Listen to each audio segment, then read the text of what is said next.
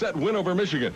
We'll also take a peek at the newest in training room equipment, and we'll scout the Hoosiers of Indiana, one of the surprise leaders in the conference race. All that and more coming up next.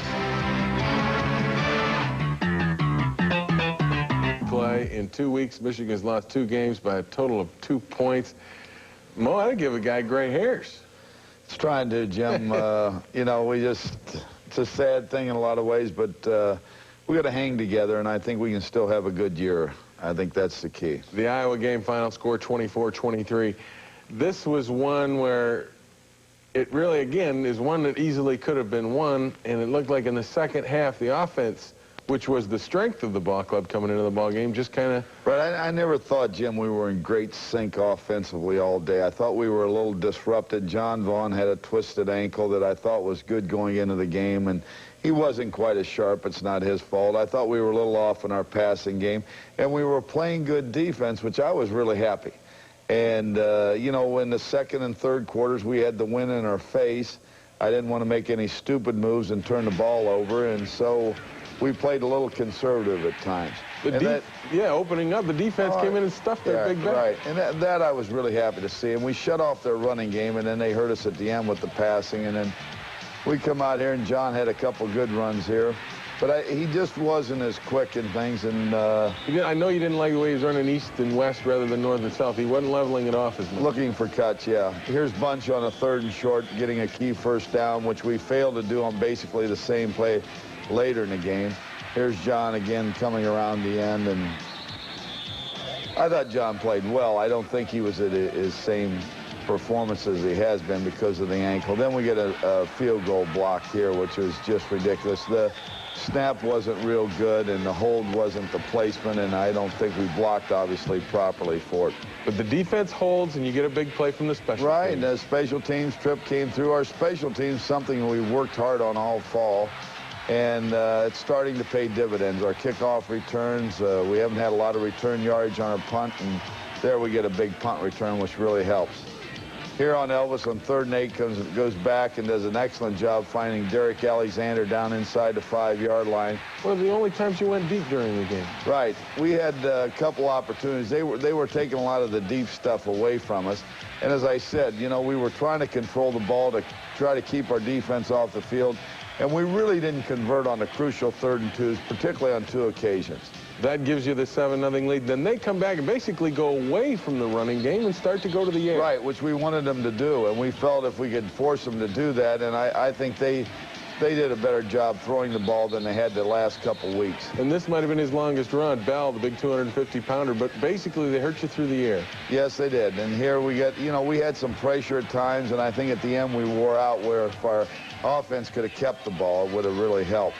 Special teams again. Yes, we had a couple key things right there. We block an extra. Jim, we aren't getting the pressure. There's times where we blitzed them and then he got the ball off, made a couple good plays, but basically on our 4-man rush, we aren't getting the pressure that we would normally get. And the guy we miss in there a little bit is Hutchinson. His replacement isn't bad or anything like that, but it's not the same thing. It's not the true veteran. That was their big play in the second quarter. Gets them down in there, and then this one, you just had a coverage problem. Yes, here we're playing zone coverage. They make a great play-action fake, and then Rogers throws a good pass in there. And there we had to play him for the run on 1st and 7 at the goal, and they come up with a big play there on the pass. You get a big play again from your return guy, right. Derek Alexander this time. Yeah, our kicking game, as I said before, and particularly our kickoff here, has paid great dividends throughout the year, and we got to make sure it continues.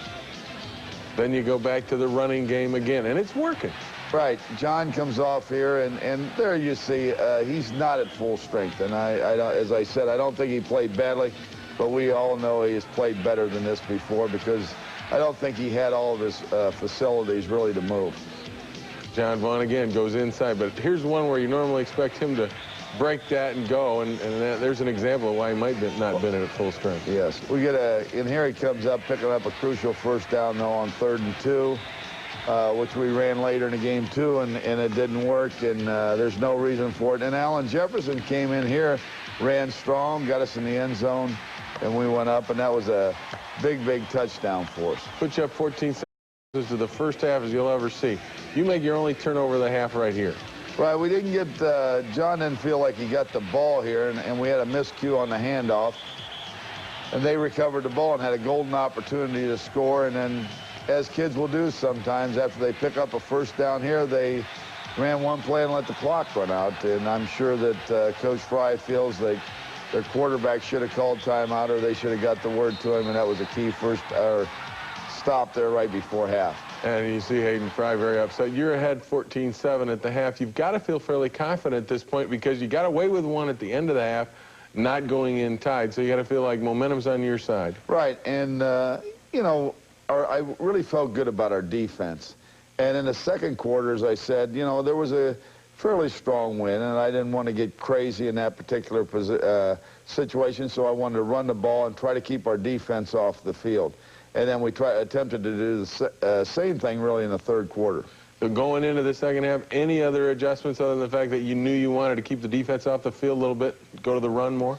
No, we wanted to mix the run and pass in there. And there was a couple times that we had passes called that Elvis really went to the running game, and it worked out well for us, and a couple times it didn't. There were a few more passes, Jim, I'll tell you, that were called in the game that then were executed, but we had to take what the defense was giving us.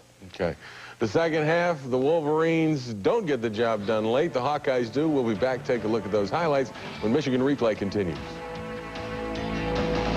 He's a very tough quarterback, and he did well. I mean, we hit him, and he got right back up, and he still made the plays, and he made the crucial passes at crucial times, and that's spelled our downfall. Anytime you have a quarterback like that that can do that for a team, then they have a chance to win every time they get the ball, and that's just what they did. They had a chance to win, and they did.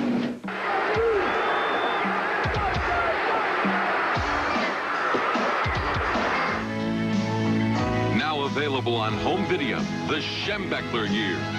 From the 1969 upset of Ohio State to the back-to-back Big Ten championships of '88 and '89, Bo looks back on his 21-year career at Michigan. For God's sake. You know, this time, you know, I'm trying to think, hey, we're going to have a good offensive line. We got to depend on them. We got to get some blocking adjustments. And we missed a couple holes, and we missed a couple blocks in there, obviously, and that really hurt us. On their first possession, then they start to come back. Your defense holds them, though, even though they're bending again but not breaking. Right. At least we made them throw the ball, and really the whole thing here is the pressure.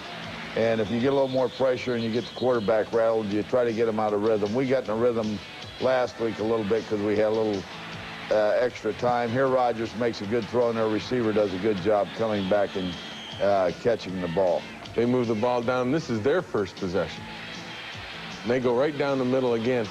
They were getting the ball over the linebackers in front of the safeties, too. Just off of the fingertips there, Chris Bone, and then they come up and kick a field goal, which made it 14-10. But still, again, we didn't allow them to get in the end zone, which I thought was a key there. And this is a play that I'm sure makes you mad still as you watch it. Right, that play we should have made it. I don't care. You got a foot to go. You got to make it some way. It's a play we did earlier in the game, and it worked out well for us.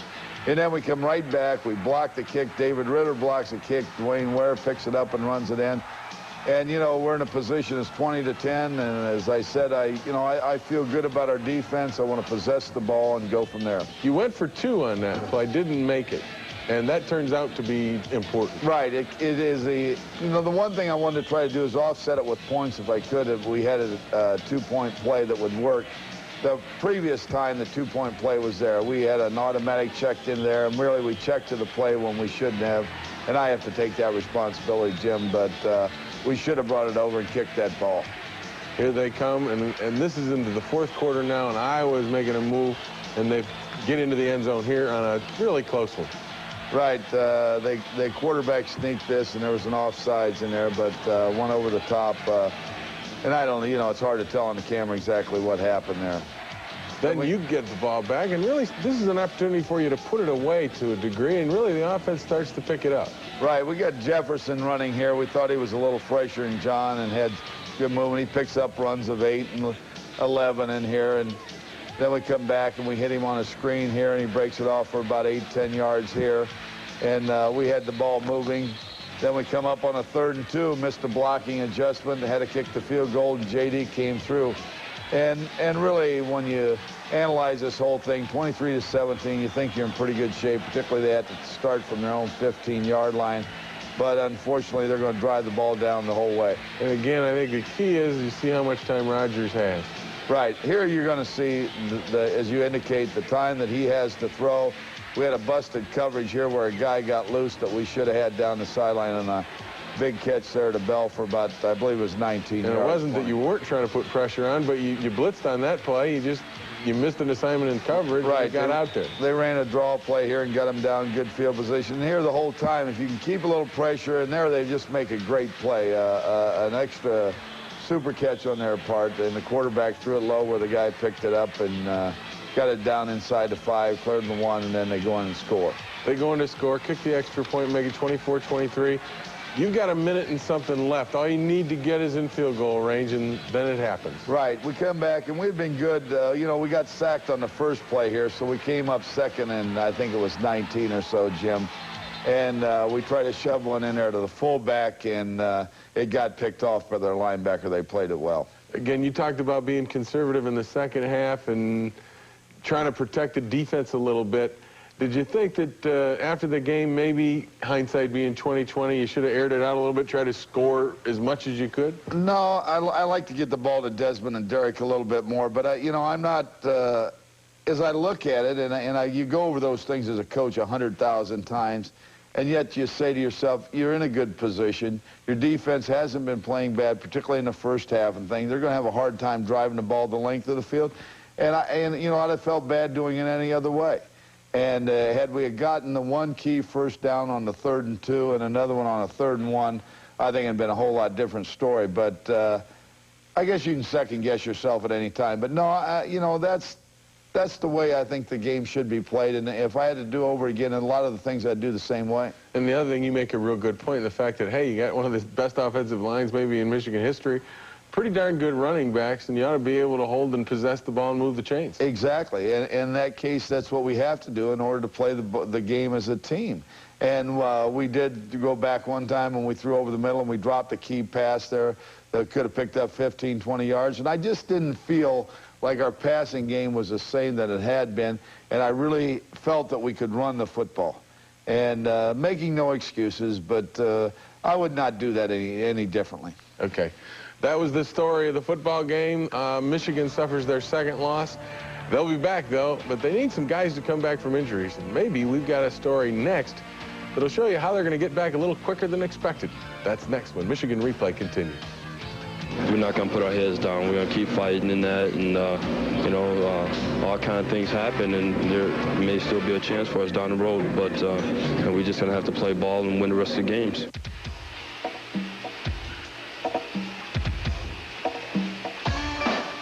For the latest University of Michigan sports information, call the Wolverine.